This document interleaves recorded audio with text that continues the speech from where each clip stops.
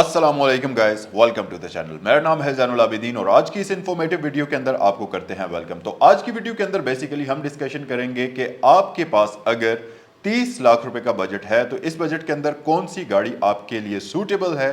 तो आज की वीडियो में हम 10 ऐसी गाड़ियों को डिस्कस करेंगे जो कि 30 लाख रुपए के बजट के अंदर अंदर आती हैं और साथ ही साथ आपकी यूजेज के अकॉर्डिंगली जो गाड़ी आपके लिए सबसे फिट बैठती है वो भी आपको बताएंगे और इसके साथ साथ इन गाड़ियों के प्रोज और कॉन्स भी डिस्कस करेंगे जो आज की वीडियो में हम आपके सामने पेश करेंगे। अगर आप कार लवर हैं तो मेरे चैनल को सब्सक्राइब कर लीजिए। और एक और चीज़ के सबसे पहले तो मैं आपसे माजरत करना चाहता हूं, पिछले कई दिनों से इस तरह की वीडियोस इन्फॉर्मेटिव वीडियोस आपके लिए मैं नहीं ला सका। उसकी वजह यह थी कि कॉन्टीन्यूसली ट्रैवलिंग चल रही थी जिसकी वजह से ये वीडियोस शूट करना पॉसिबल नहीं था। अब यहाँ से आगे हम इंशाल्लाह कोशिश करेंगे कि वीक में आपके लिए 2 से 3 इस तरह की रेगुलर वीडियोस आती रहें। चलें आज की वीडियो को हम स्टार्ट करते हैं। अगर आप 30 लाख रुपए के बजट के अंदर गाड़ी खरीदने का सोच रहे हैं बिल्कुल फौरन से अभी या कुछ अरसे के बाद, तो इस वीडियो को मुकम्मल एंड तक देखिएगा क्योंकि मुमकिन है कि इस वीडियो में जो गाड़ी आपके माइंड में है जो आप खरीदने का सोच रहे हैं उसके बारे में भी मैं जिक्र करूं और उसके प्रोज कॉन्स डिस्कस भी किए जाएंगे, तो आपको तमाम तरह इंफॉर्मेशन डिटेल से इस वीडियो के अंदर दी जाएगी। अगर अभी तक आपने मेरे चैनल को सब्सक्राइब नहीं किया तो सब्सक्राइब कर लें और अगर आपके फ्रेंड्स और फैमिली में कोई भी इस बजट के अंदर गाड़ी खरीदने का सोच रहा है तो इस वीडियो को उसके साथ जरूर शेयर करिएगा। Let's get started. तो गाइज लिस्ट इस वक्त मेरे बिल्कुल सामने पड़ी है और वैसे मैंने आपको इस वीडियो के इंट्रो में ये बताया था कि हम 10 गाड़ियां डिस्कस करेंगे, लेकिन यहाँ मौजूद लिस्ट को देख के ऐसा लगता है कि ये तादाद थोड़ी सी ज़्यादा भी हो सकती है। थोड़ा सा जम के बैठिएगा और वीडियो को लास्ट तक देखिएगा। और 3 मिलियन के बजट में आज की वीडियो में जो हमारी सबसे पहली गाड़ी आती है, बेसिकली हम सबसे लो कैटेगरी से स्टार्ट करेंगे, फिर ऊपर ऊपर ऊपर जाते जाएंगे। तो हम स्टार्ट करते हैं हैचबैक से और हैचबैक कैटेगरी के अंदर 660 सीसी में जो गाड़ियां आती हैं सबसे पहले हम उनको डिस्कस कर लेते हैं। तो सबसे पहले नंबर पर हमारे पास जो गाड़ी आती है वो है Daihatsu Mira. It's a wonderful vehicle. अगर आपने सिटी ड्राइविंग के लिए छोटी गाड़ी लेनी है, कम खर्चे वाली गाड़ी लेनी है, तो डायहात्सु मीरा एक बहुत ही शानदार किस्म का ऑप्शन है। और 30 लाख रुपए के बजट में आपको ये 2017, 2018, 2019 इन तीन में से कोई भी मॉडल मिल सकता है। डिपेंड करता है गाड़ी की कंडीशन कैसी है, उसके माइलेज कितने हैं। खूबियों की अगर बात करें तो डायहात्सु मीरा एक ऐसी व्हीकल है जिससे आप पूरी दुनिया में अगर मीरा की बात करें तो ये जानी जाती है अपनी एफिशिएंट फ्यूल एवरेज की वजह से। और कंपनी के क्लेम के मुताबिक ये गाड़ी आपको 30 से 35 किलोमीटर टू अ लीटर की जबरदस्त किस्म की फ्यूल एवरेज देने की सलाहियत रखती है। लेकिन मेरे ख्याल से पाकिस्तानी एरियाज में अगर आप इस गाड़ी को चलाते हैं तो रफली 25 से 27 की एवरेज तो कहीं भी नहीं गई हुई। तो फ्यूल एवरेज इसका सबसे बड़ा और सबसे ह्यूज किस्म का प्लस पॉइंट है। फिर दूसरी अच्छी बात इस गाड़ी की ये है कि क्योंकि ये कॉम्पैक्ट साइज की व्हीकल है तो आप इसको शहर में, गलियों में, इधर उधर कहीं भी लेकर चले जाएं, आपको बिल्कुल भी मनूवर करते हुए इस गाड़ी को कोई भी मसला नहीं होगा। तीसरी अच्छी बात यह है कि इस गाड़ी का इंटीरियर डैशबोर्ड बहुत ज़्यादा खूबसूरत है और सबसे मेन चीज़ कि गाड़ी का कैबिन बहुत ज़्यादा स्पेशियस है। आपको रियर पैसेंजर्स की लेग स्पेस काफ़ी अच्छी मिलती है और फ्रंट पर आपको काफ़ी स्पेशियस स्पेस मिलती है, तो उस लिहाज से ये बड़ी अच्छी गाड़ी है। नेक्स्ट अच्छी चीज़ इस गाड़ी की यह है कि इस गाड़ी की राइड बहुत ही ज़्यादा कंफर्टेबल है क्योंकि यस ये जैपनीज व्हीकल है तो एक कंफर्टेबल किस्म की राइड के साथ ये गाड़ी आती है। और साथ ही साथ गाड़ी के एक्सटीरियर की लुक्स भी काफ़ी ज़्यादा खूबसूरत हैं। बुरी चीज़ों में मेरे ख्याल में जो सबसे ज़्यादा बुरी चीज़ इस गाड़ी की है वो ये है कि क्योंकि जैपनीज़ गाड़ी है तो लो ग्राउंड क्लियरेंस के साथ आती है और जब आप 5 बंदे इस गाड़ी में बैठकर सफ़र करते हैं तो फिर मुमकिन है कि ये गाड़ी जगह जगह पर नीचे से टकराएगी अगर बम्पी रोड्स पर आप इसको ड्राइव करते हैं। मेरे ख्याल में इस गाड़ी के तमाम तर जितने भी अच्छी चीज़ें हैं उनमें से जो अगर हम बुरी चीज़ों को निकालें तो सबसे मेन इसका जो कौन है वो यही है कि ये गाड़ी नीचे से टकराती है। बाकी इसमें ऐसा कोई ख़ास फॉल्ट है नहीं। पार्ट्स वगैरह इजीली मिल जाते हैं, सस्ते मिल जाते हैं। यूज्ड कार मार्केट्स अगर आप चाहे सुल्तान चले जाएं, रावलपिंडी में, लाहौर में बिलालगंज चले जाएं, इसी तरह डिफरेंट जगहों पर आपको इसके यूज्ड पार्ट्स आराम से मिल जाते हैं। अच्छा, इस बजट के अंदर जो हमारी 660 सीसी कैटेगरी के अंदर नेक्स्ट गाड़ी है वो सुजुकी ऑल्टो है। अब सुजुकी ऑल्टो के अंदर आपको 30 लाख रुपए के बजट में पाकिस्तानी भी मिल सकती है। पाकिस्तानी में आपको ऑटोमेटिक मिलेगी अगर आप यूज्ड व्हीकल ले रहे हैं, यानी कि AGS VXL जो मिलती है टॉप ऑफ द लाइन। और अगर आप जैपनीज़ में लेते हैं तो फिर जैपनीज़ में आपको 2017 से 18-19 का मॉडल कोई भी इस बजट के अंदर मिल सकता है, यूज्ड व्हीकल आपको मिलेगी। अब दो यहाँ पर आपके पास ऑप्शंस हैं। जैपनीज़ में आपको CVT ट्रांसमिशन के साथ गाड़ी मिलेगी, जबकि पाकिस्तानी में ऑटो गियर शिफ्ट टेक्नोलॉजी के साथ गाड़ी मिलेगी। दोनों ही के अपने फायदे हैं, दोनों ही के अपने नुकसानात हैं। अच्छी और बुरी चीज़ों की बात करें तो जापानीज़ गाड़ी को अगर हम पाकिस्तानी के साथ कंपेयर करें तो जापानीज़ गाड़ी ज़्यादा फ्यूल एफिशिएंट है पाकिस्तानी वाली गाड़ी की निस्बत। फिर दूसरी बात यह कि जापानीज़ गाड़ी थोड़ी सी ज़्यादा कंफर्टेबल राइड आपको ऑफर करती है और जापानीज़ गाड़ी के अंदर फीचर्स आपको पाकिस्तानी वाली की निस्बत ज़्यादा मिलते हैं, जैसा कि हीटेड सीट्स मिलेंगी, उसमें आपको सीवीटी ट्रांसमिशन मिलेगी, कई गाड़ियों में आपको ऑटो ब्रेकिंग वाला वो जो एडॉप्टिव फीचर होता है ऑटो ब्रेक असिस्ट का, वो भी मिल सकता है। डिपेंड करता है कि आप किस तरह की गाड़ी खरीदते हैं। जबकि on the other hand Pakistani गाड़ी में आपको इस तरह के कोई भी फीचर्स नहीं मिलेंगे, लेकिन पाकिस्तानी गाड़ी में भी कुछ अच्छी चीज़ें हैं, जिनमें से सबसे पहला तो ये कि आपको पाकिस्तानी गाड़ी मिलेगी वारंटी के साथ। तो यस, पाकिस्तानी गाड़ी में आपको एक तो वारंटी वाला एस्पेक्ट कंप्लीटली फुल मिलेगा, तो आपको वो घबराने की ज़रूरत नहीं है। जापानीज़ में आपको वो नहीं मिलता। फिर दूसरी बात ये कि जो जापानीज़ गाड़ी होती है उसका इंजन एफिशिएंट तो होता है, पावर भी ज़्यादा प्रोड्यूस करता है, लेकिन उसकी लाइफ कम होती है। जबकि पाकिस्तानी गाड़ी के इंजन की लाइफ ज़्यादा होती है, क्योंकि उसको लिमिट किया गया है लो रेव करने पर और एक लिमिटेड हॉर्स पावर्स और टॉर्क बनाने पर, जिसकी वजह से उस इंजन की लाइफ आम वाले जापानीज़ इंजन से थोड़ी सी ज़्यादा दुगनी हो जाती है। तो एक चीज़ तो ये पाकिस्तानी में आपको मिलेगी। फिर दूसरी बात ये कि क्योंकि जापानीज़ गाड़ी लो ग्राउंड क्लियरेंस के साथ आती है, जबकि पाकिस्तानी गाड़ी में आपको बहुत अच्छी और डिसेंट ग्राउंड क्लियरेंस मिलती है। तो पाकिस्तानी गाड़ी में अगर आप 5 बंदे बैठकर बम्पी रोड्स पर भी सफर करते हैं तो गाड़ी टकराएगी नहीं, जबकि जापानीज़ गाड़ी में आपको जगह जगह पर गाड़ी के टकराने का प्रॉब्लम हो सकता है। और अगर यहाँ पर हम पार्ट्स की अवेलेबिलिटी की बात करें तो दोनों ही गाड़ियों के आपको पार्ट्स इजीली मिल जाते हैं, जापानीज़ के यूज्ड कार मार्केट में, और पाकिस्तानी के आपको थर्ड पार्टी पार्ट्स भी अब मिल जाते हैं। अगर आप ओरिजिनल लगाना चाहें या थर्ड पार्टी लगाना चाहें, वो आपकी अपनी चॉइस पर डिपेंड करता है। फ्यूल एवरेज की बात करें तो यस, जापानीज़ गाड़ी आपको 27 से 30 की एवरेज देने की सलाहियत रखती है, मतलब 25 तो बिल्कुल आराम से करेगी। ऑन दी अदर हैंड जो पाकिस्तानी वाली है वो आपको 20 से 25 की एवरेज देने की सलाहियत रखती है। अच्छा जी, ये तो हो गई इन दोनों गाड़ियों की अच्छी और बुरी चीज़ें। अब हम नेक्स्ट गाड़ी की तरफ आते हैं और हैचबैक कैटेगरी की ही लेकिन थोड़े से बड़े इंजन साइज के साथ वाली गाड़ी को हम डिस्कस करते हैं, जिसमें आपको मिल सकती हैं 3 से 4 गाड़ियां। नंबर 1 तो आपको मिलेगी Pakistani Suzuki Wagon R. Number 2, इसमें जापानीज ऑप्शन भी आपको मिल सकता है। नंबर 2, जापानीज में आपको मिल सकती है टोयोटा पासो या डायहात्सु बून। नंबर 3, पाकिस्तानी सुजुकी कल्टस, जो कि 2016 के बाद वाला वेरिएंट है, नई वाली जनरेशन, वो आपको इस प्राइस बजट के अंदर मिलेगी। अब तीनों ही गाड़ियों की कुछ अच्छी चीज़ें हैं, कुछ बुरी चीज़ें हैं। सबसे पहले तो हम जापानीज गाड़ी को लेते हैं, जो कि है टोयोटा पासो या डायहात्सु बून। इस गाड़ी की अच्छी बातें ये हैं कि ये गाड़ी बहुत ही ज़्यादा कंफर्टेबल है, बहुत ही ज़्यादा स्पेशियस कैबिन आपको ऑफर करती है और इसकी सीट्स तो अमेजिंग किस्म की होती हैं। इसके साथ साथ क्योंकि ये सीवीटी ट्रांसमिशन के साथ आती है तो गाड़ी की राइड सुपर स्मूथ होती है। सस्पेंशन इस गाड़ी की कमाल की होती है टोयोटा पासो बून की। और दूसरी बात यह कि इसका कैबिन इतना ज़्यादा खुला होता है कि आपको लगेगा कि यार ये गाड़ी 1000 सीसी इंजन वाली हो ही नहीं सकती, इतनी ज़्यादा स्पेशियस कैबिन के साथ आती है। और उसमें क्योंकि पार्टीशन लेस सीट आपको फ्रंट पर मिलती है तो फ्रंट पर आप बहुत ही आराम से इसमें सफ़र कर सकते हैं।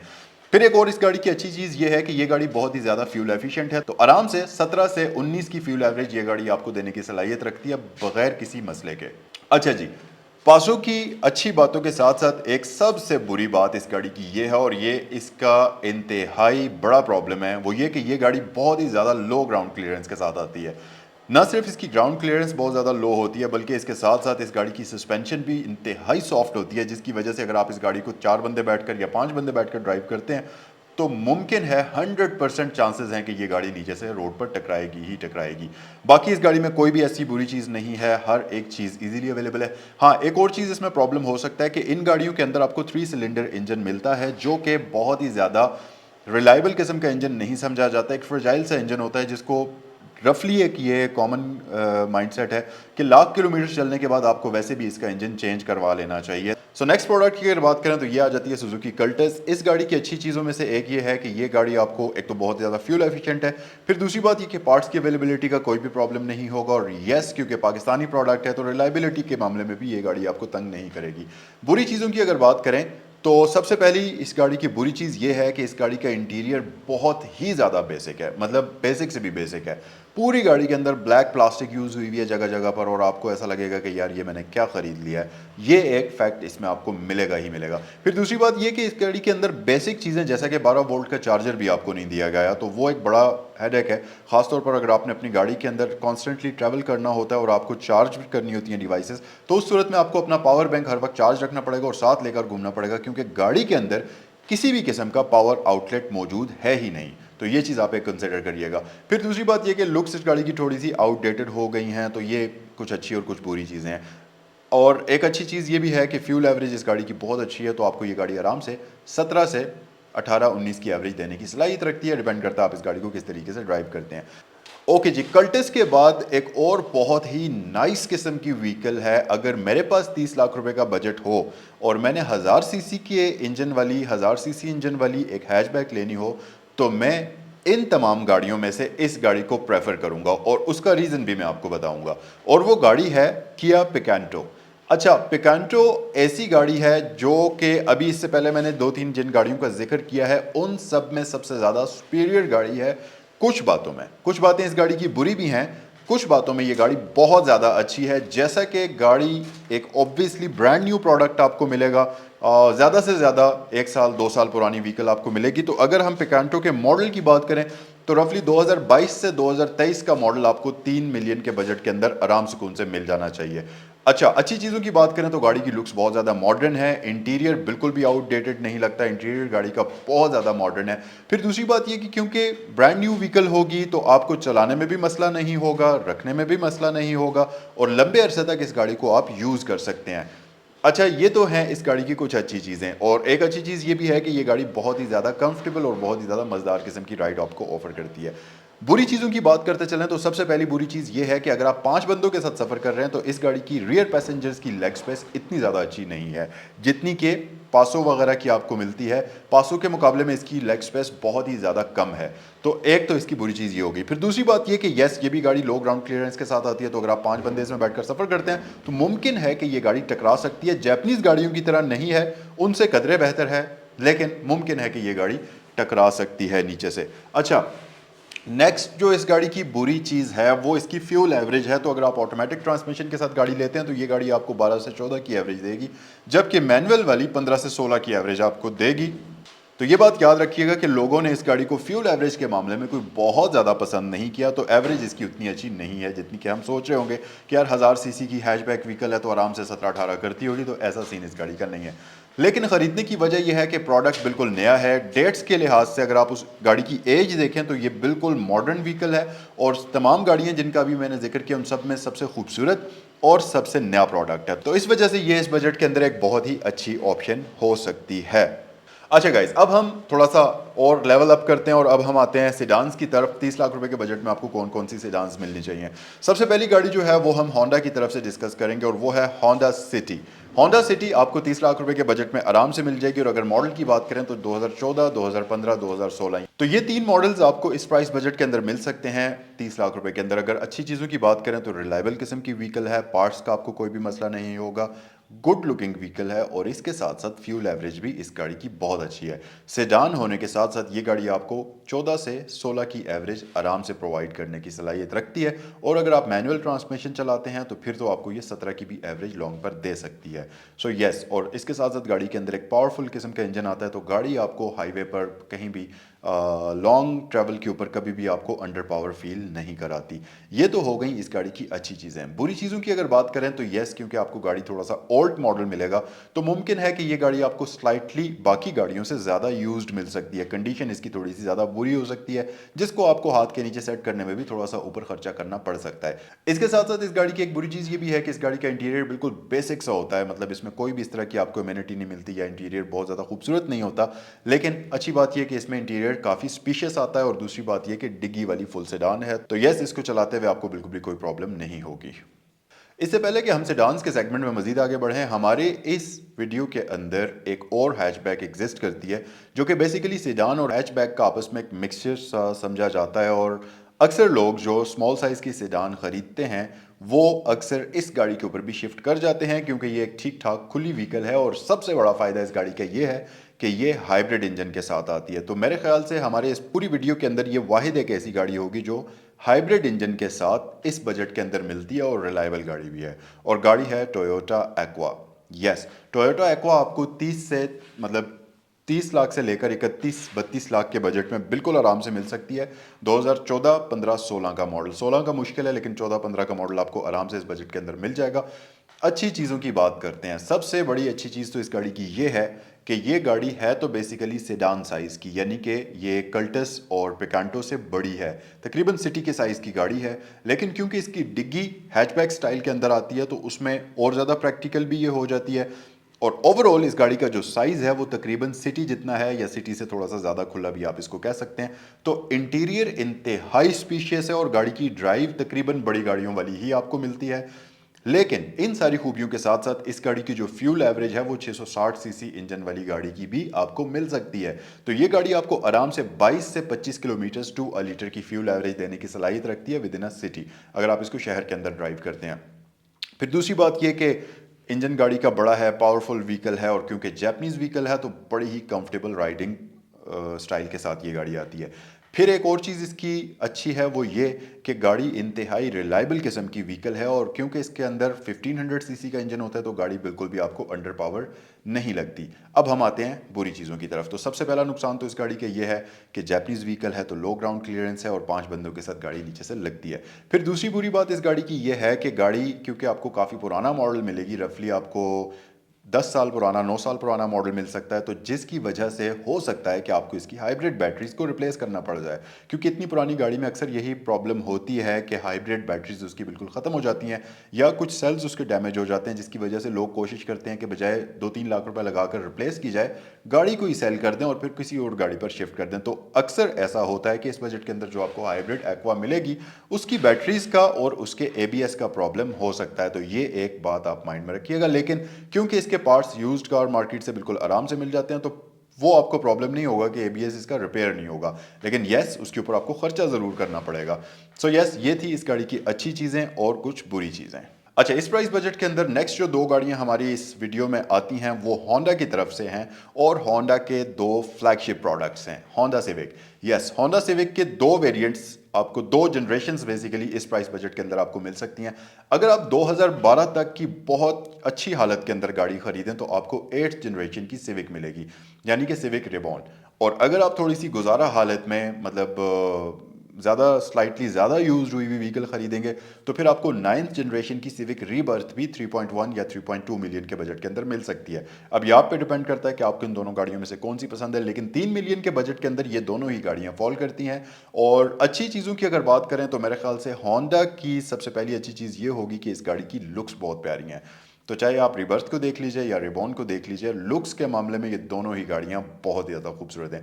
फिर दूसरी बात ये कि ये गाड़ियां अपने ज़माने के हिसाब से बहुत ज़्यादा आगे के फीचर्स ऑफर करती थी। तो अगर आप उस हिसाब से देखें तो अभी भी अगर 2025 में भी आप इन गाड़ियों को देखेंगे तो ये बिल्कुल भी आपको आउटडेटेड नहीं लगती, और ऐसा लगता है कि ये गाड़ियां अभी साल 2 साल पहले की डिज़ाइन हुई हुई व्हीकल्स हैं। तो ज़माने के हिसाब से ये गाड़ी बिल्कुल भी आउटडेटेड नहीं लगती।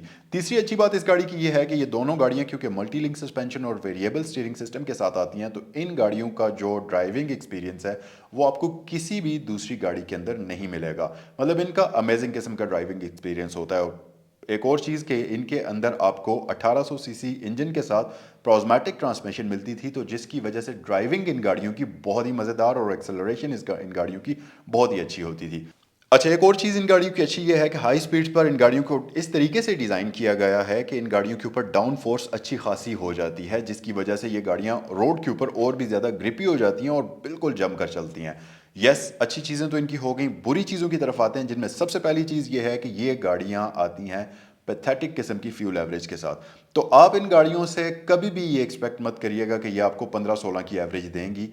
बहुत बहुत अच्छे दिनों में ये गाड़ी आपको 11-12 की एवरेज दे सकती है, अगर बहुत ही प्यार से आप इस गाड़ी को चलाएंगे और गाड़ी का इंजन और गाड़ी का जो ओवरऑल उसकी ट्यूनिंग वगैरह है वो बहुत अच्छी हालत में है, तो तब आपको ये 11 से 12 की एवरेज देने की सलाहियत रखती है। और अगर ये रेबॉन है तो फिर तो आप इससे 10 से ऊपर बिल्कुल भी एक्सपेक्ट मत करिएगा।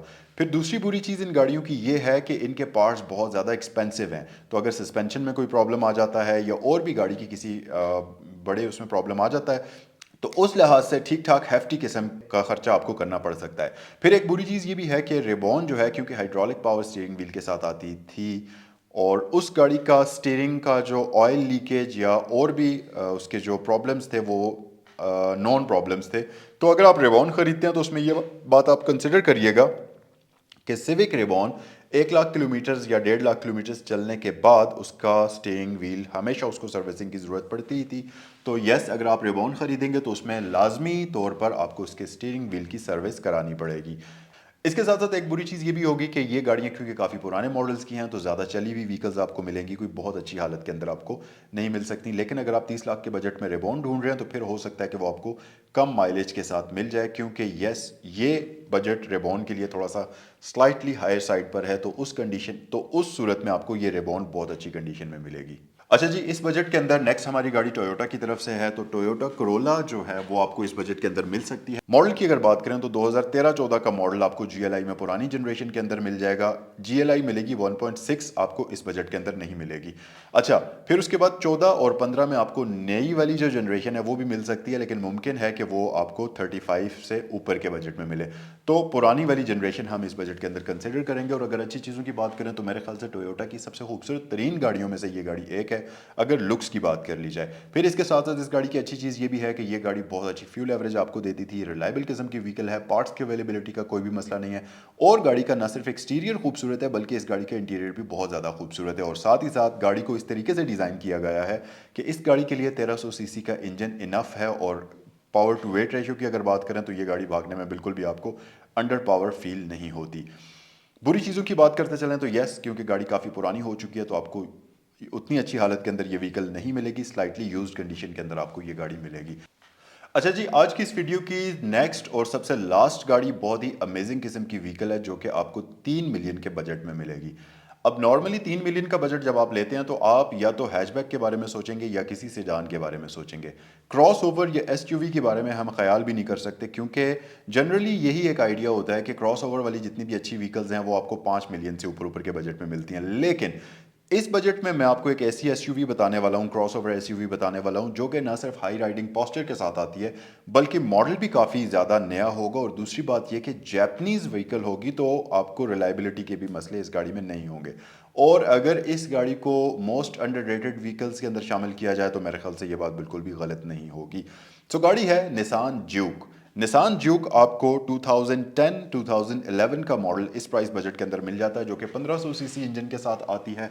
ना सिर्फ ये गाड़ी लुक्स में बहुत ही ज़्यादा खूबसूरत है, बहुत ही अच्छी लुक्स हैं इस गाड़ी की, बल्कि इंजन, इसका गियर, हर एक चीज़ रिलायबल इस गाड़ी के अंदर आती है। और इस गाड़ी को चलाते हुए आपको बिल्कुल भी प्रॉब्लम नहीं होगी। और यस, अगर आप इतने लो बजट के अंदर यानी कि सुजुकी ऑल्टो के बजट के अंदर एक एसयूवी रखने का, हाई राइडिंग पोस्चर वाली व्हीकल चलाने का इरादा रखते हैं तो निसान ड्यूक आपकी प्रायोरिटी में ज़रूर होनी चाहिए, क्योंकि ये एक बहुत अच्छी गाड़ी है। फिर दूसरी बात यह कि पार्ट्स की अवेलेबिलिटी का कोई भी मसला नहीं है, क्योंकि निसान ड्यूक एक लंबे अरसे से पाकिस्तान के अंदर चल रही है तो यूज्ड कार मार्केट में आपको इसके पार्ट्स बड़ी ही ईजिली मिल जाते हैं। और इसके साथ साथ क्योंकि ये जैपनीज व्हीकल है तो इसमें रिलायबिलिटी का भी कोई भी प्रॉब्लम नहीं होगा। और क्योंकि ये हाई राइडिंग पोस्चर के साथ आती है और ठीक ठाक हाइटेड व्हीकल होती है तो इसमें आपको ग्राउंड क्लियरेंस का भी कोई भी किसी किस्म का मसला नहीं होगा। सो जनाब, ये थी आज की वीडियो के अंदर आने वाली तमाम गाड़ियां जो कि आपको 3 मिलियन के बजट के अंदर मिलती हैं। अब हम बात कर लेते हैं कि आपकी यूजेज के हिसाब से आपके लिए कौन सी व्हीकल ज़्यादा सूटेबल है। तो हम बात कर लेते हैं सबसे पहले आने वाली गाड़ियों में, जिसमें 660 सीसी इंजन वाली गाड़ियां शामिल हैं। तो अगर आप एक ऐसे बंदे हैं जिसके ज़्यादातर ड्राइविंग सिटी के अंदर होती है, आपने रश एरियाज में ड्राइव करना होता है और ड्राइविंग भी ज़्यादा करनी होती है और साथ ही आपको फ्यूल एफिशिएंट व्हीकल भी चाहिए लेकिन कैबिन आपको खुला चाहिए, तो उस सूरत में आपको या तो डायहात्सो मीरा खरीदनी चाहिए या सुजुकी ऑल्टो खरीदनी चाहिए, या 30 लाख रुपए के बजट के अंदर जैपनीज 660 सीसी और भी बहुत सारी व्हीकल्स आती हैं, उनमें से कोई भी एक लेनी चाहिए, जिसमें आपको निसान डेज भी मिल सकती है। निसान डेज भी एक बहुत अच्छा ऑप्शन है इस बजट के अंदर। तो यस, अगर आप इस तरह के बंदे हैं जिसको पावर का कोई भी मसला नहीं है लेकिन गाड़ी स्पीशियस चाहिए, तमाम तर फीचर्स पूरे चाहिए, फ्यूल एफिशिएंट चाहिए, तो आपके लिए 660 सीसी इंजन वाली गाड़ियां ज़्यादा बेस्ट हैं, जिनमें ऑल्टो है, डायहात्सो मीरा है, निसान डेज है, ये सब गाड़ियां शामिल हैं। लेकिन उसके साथ साथ अगर आपको एक ऐसी गाड़ी चाहिए जो अपने शहर के साथ साथ ज़्यादातर लॉन्ग डिस्टेंस पर भी उसको लेकर जाना होता है और हाईवेज़ पर आपको थोड़ा सा ज़्यादा पावरफुल गाड़ी चाहिए, तो फिर आपको जो दूसरे नंबर पे हमने गाड़ियां डिस्कस की थी जिसमें टोयोटा पासो आ जाती है, सुजुकी कल्टस आ जाती है, किया की पिकेंटो आ जाती है, ये सारी गाड़ियां हैं। तो सेकंड नंबर पर अगर आपकी प्रायोरिटी है और फ्यूल एफिशिएंट व्हीकल भी आपको चाहिए तो फिर आपको ये वाली गाड़ी लेनी चाहिए, क्योंकि ये एक ऐसी गाड़ी है जो कि बेसिकली हाईवे और सिटी ट्रैफिक दोनों ही के लिए एक परफेक्ट कॉम्बिनेशन है। और इनमें अगर आपको फ्यूल एवरेज और इसमें आपकी अगर प्रायोरिटी फ्यूल एवरेज है तो फिर आपको पासो या सुजुकी कल्टस कंसिडर करनी चाहिए। और अगर आपको फ्यूल एवरेज का मसला नहीं है और आपको गाड़ी मॉडर्न चाहिए, खूबसूरत लुक्स के साथ चाहिए भी हैचबैक सिटी और लॉन्ग पर दोनों के लिए आपने चलानी है, तो फिर आपको किया पिकांटो लेनी चाहिए क्योंकि ये गाड़ी आपके लिए बहुत ही बेस्ट है। लेकिन यहाँ पर एक छोटा सा प्रॉब्लम ये है कि अगर आप 5 बंदों की फैमिली है तो फिर पिकांटो में आप थोड़ा सा तंग हो सकते हैं क्योंकि लेग स्पेस इसमें थोड़ी सी कॉम्प्रोमाइज्ड है। तो अगर आप 2 बंदों के लिए एक खूबसूरत गुड लुकिंग व्हीकल लेकिन फ्यूल एवरेज का मसला नहीं है, ऐसी गाड़ी ढूंढ रहे हैं, तो फिर आपको पिकांटो खरीदनी चाहिए। वैसे 4 बंदों के लिए भी पिकांटो ठीक है, लेकिन उतनी ज़्यादा स्पीशियस नहीं है, इसका रियर कैबिन जो है वो थोड़ा सा कम है। अच्छा जी, नेक्स्ट अगर आपको एक प्रॉपर फैमिली के लिए सेडान चाहिए और आप ऐसी गाड़ी लेना चाहते हैं जो आपको लंबे अरसे तक तंग भी ना करे, फ्यूल एवरेज भी जिसकी डिसेंट हो और उसके पार्ट्स का भी मसला ना हो, हाईवे पर सिटी ड्राइविंग दोनों के लिए लेनी है और सबसे बढ़कर ये कि गाड़ी की रीसेल वैल्यू बहुत अच्छी हो, तो फिर आपको होंडा सिटी खरीदनी चाहिए। हम एक स्टेप वापस पीछे आते हैं और जो 1000 सीसी वाली गाड़ियां हमने इस वीडियो में डिस्कस की थी, उनमें अगर आप पिकांटो लेना चाहते हैं तो एक उसमें प्रॉब्लम ये भी आता है कि उसकी रीसेल वैल्यू इतनी अच्छी नहीं है। तो ये चीज़ आप माइंड में रखिएगा कि अगर आपने अपनी गाड़ी से ये एक्सपेक्ट कर रहे हैं आप अपनी गाड़ी से कि उसकी रीसेल वैल्यू भी बहुत अच्छी होनी चाहिए, तो फिर आपको या तो कल्टस खरीदनी चाहिए या आपको टोयोटा पासो खरीदनी चाहिए। अच्छा, नेक्स्ट अगर हम आगे बढ़ें तो अगर आप एक ऐसे बंदे हैं जो यंगस्टर में हैं और आप ये चाहते हैं कि भाई चाहे जो कुछ मर्जी हो जाए मेरी गाड़ी दिखने में खूबसूरत होनी चाहिए, साथ ही साथ जब आप उसको चलाएं तो आपको मज़ा आना चाहिए, लेकिन फ्यूल एवरेज जैसी भी हो गाड़ी की आपको उससे कोई प्रॉब्लम नहीं है, तो उस सूरत में आपको होंडा सिविक की दोनों जनरेशन में से कोई भी एक खरीद लेनी चाहिए। लेकिन मेरी प्रेफरेंस अगर इन दोनों गाड़ियों में से होती तो मैं कोशिश करता कि 9th जनरेशन वाली सिविक खरीदूं, क्योंकि वो गाड़ी स्लाइटली 8th जनरेशन से बेहतर फ्यूल एवरेज के साथ आती है और क्योंकि उस गाड़ी के इंजन में कुछ ट्विक्स की गई थी जिसकी वजह से वो ज़्यादा उसकी एफिशिएंसी इंप्रूव हो गई थी। तो मैं प्रेफर करूंगा कि होंडा सिविक रीबर्थ खरीदी जाए रिबॉन्ड की जगह पर। इसके अलावा अगर आपने एक ऐसी गाड़ी खरीदनी है जिसको आप लंबे लंबे सफरों पर लेकर जाएं, पार्ट्स की अवेलेबिलिटी का कोई भी मसला ना हो और इन सारी चीज़ों के साथ साथ गाड़ी सेडान भी हो, पावरफुल भी हो और लुक वाइज भी गाड़ी खूबसूरत हो और गाड़ी की रीसेल वैल्यू भी बहुत अच्छी हो, अगर आप ऐसी गाड़ी चाहते हैं तो फिर आपको टोयोटा करोला 2013-14 वाला मॉडल में से कोई एक खरीद लेना चाहिए। अच्छा, इसके बाद अगर आप एक ऐसे बंदे हैं जिसको गाड़ी की लुक्स भी खूबसूरत चाहिए, जापानीज व्हीकल रिलायबिलिटी के साथ चाहिए, लेकिन आपको फ्यूल एवरेज भी बहुत अच्छी चाहिए क्योंकि आपने शहर और लॉन्ग दोनों पर ड्राइव करना होता है, तो फिर आपको लेनी चाहिए टोयोटा एक्वा। ये एक बहुत अच्छी ऑप्शन आपके लिए होगी। और लास्ट में अब आप अगर ऐसे बंदे हैं जो कि बहुत ही लिमिटेड ऑडियंस हैं जिनमें आपको लो बजट के अंदर रहते हुए एसयूवी, क्रॉसओवर एसयूवी चलानी है, फ्यूल एवरेज का आपको प्रॉब्लम नहीं है, आपको रीसेल वैल्यू का मसला नहीं है, जस्ट आपने एसयूवी चलानी है, हाई राइडिंग पोस्चर वाली व्हीकल चलानी है और एक ऐसी गाड़ी चलानी है जो जापानी गाड़ियों वाले तमाम तर फीचर्स भी आपको ऑफर करे और हो भी लो बजट के अंदर, तो उस केस में आपको निसान जूक खरीदनी चाहिए। आई होप कि ये वीडियो आपके लिए हेल्पफुल साबित हुई होगी। अगर ऐसा है तो इस वीडियो को अपने दोस्तों के साथ ज़रूर शेयर करिएगा। अगर आप मेरे चैनल पर इस तरह की मजीद इन्फॉर्मेटिव इंटरेस्टिंग वीडियोस देखना चाहते हैं तो जल्दी से मेरे चैनल को सब्सक्राइब कर लें क्योंकि यहाँ पर आपको हर रोज़ गाड़ियों से रिलेटेड एक नई वीडियो देखने को मिलती रहती है। ये थी आज की वीडियो। कॉमेंट सेक्शन में अपनी राय से ज़रूर आगाह करें। अगर आपके माइंड में इस बजट के अंदर आने वाली एक बहुत ही ज़बरदस्त गाड़ी है, ऐसी गाड़ी जो मैंने इस वीडियो में डिस्कस ना की हो, तो कॉमेंट सेक्शन में ज़रूर मुझे बताइएगा। नेक्स्ट वीडियो में आपसे मिलते हैं। अस्सलाम वालेकुम।